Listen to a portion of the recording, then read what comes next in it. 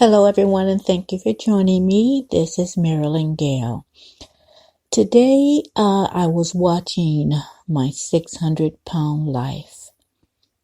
Kelly Mason was the person that was being featured on today's episode. She was 41 years old. She went into rehab because she weighed over 700 and something pounds, and the doctor, she had heart failure, and they wanted to kind of get her healthy and lose weight before even considering weight loss surgery. So her friend came down with her and got her set up with everything. And so she went into rehab and was put on a 1,200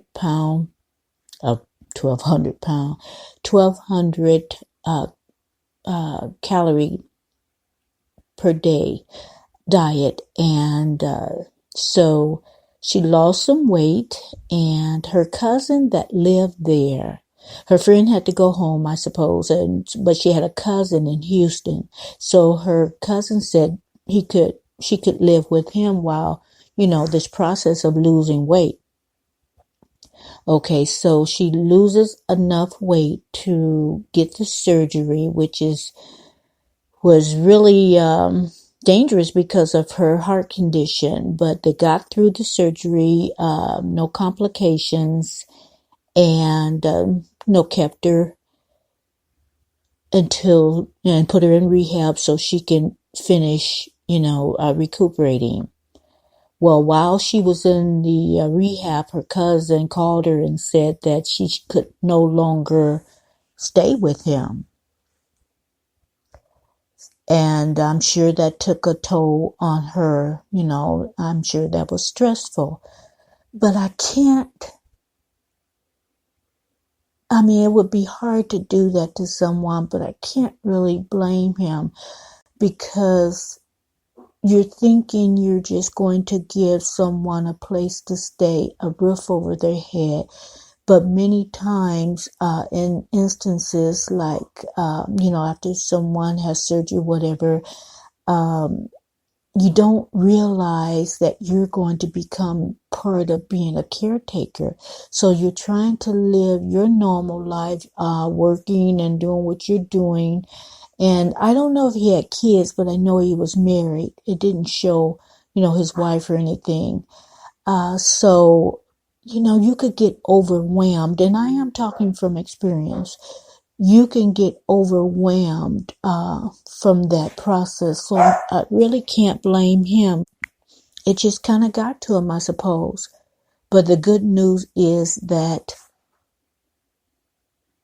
before she got out of the hospital or rehab and was going to be released, he did have a change of heart and came back and told her that, yeah, you can come back and stay with me. And I'm glad that happened because she exercised while there and, called the school because she was going to take the credits that she needed to get her degree. So she was making plans. Well, unfortunately, doctor now got a call from the Houston medical examiner and said that Kelly Mason had died the day before. He got the call on the 16th, so I guess she died on the 15th. And the article says that she died in her sleep, but it didn't mention that on the program. It just says she died the previous night, and I guess the damage to her heart was too severe. She lost 343 pounds the last that they had weighed her. So her amount that she weighed was 383. So she was, I'm not really sure, but I think she was the second person on the program that died during production of that particular episode.